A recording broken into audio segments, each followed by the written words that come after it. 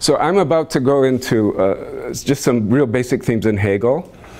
And they're going to be about how he connects certainty with being, with truth, and with knowing. And so the category stuff, I mean, you can ask more specifically about that. Categories are culturally contingent, right? And the kinds of things that Kant believed were universal to all consciousness, those transcendental categories, I mean, later thinkers argue, well, there's something sort of like that that culture does. Culture operates kind of like a transcendental structure for people until they notice it, and then they can change culture. Levi-Strauss called his structuralist theory of culture Kantianism without a subject. There's big problems with him, though. But I'm not going to emphasize categories too much. Okay. Anyway, his work is very important to critical theory and its foundations, very definitely. So I'm going to try to convey some difficult Hegelian ideas fairly quickly, and then we'll have the discussion. Okay. How many of you are familiar with Hegel? Don't be afraid to say you're not. Rochelle, are you?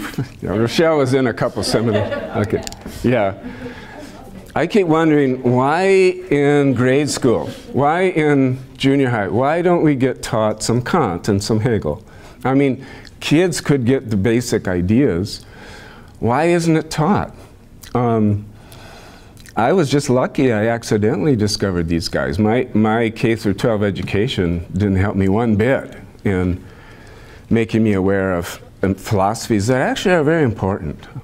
I mean, they're quite important because we live in a society that has a very limited idea what inquiry is, what knowledge is, and it's all bound up with the economic system and quantifying things so you can get more information and for your profit making and your money distributions or whatever it is,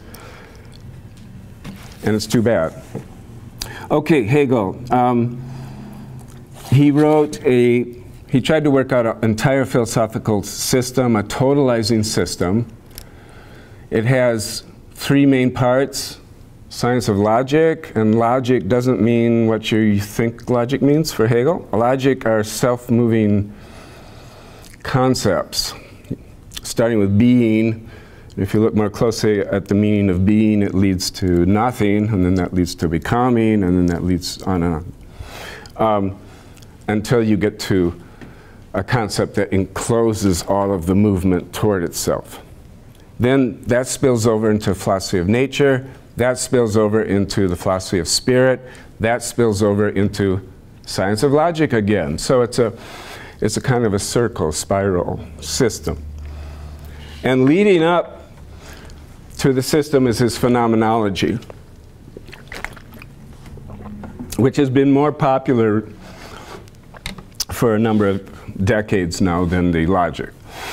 In the phenomenology, Hegel describes a process of knowing, dialectical process of knowledge, until it arrives at the place where knowing is understood to be the same as being. Being and knowing are one.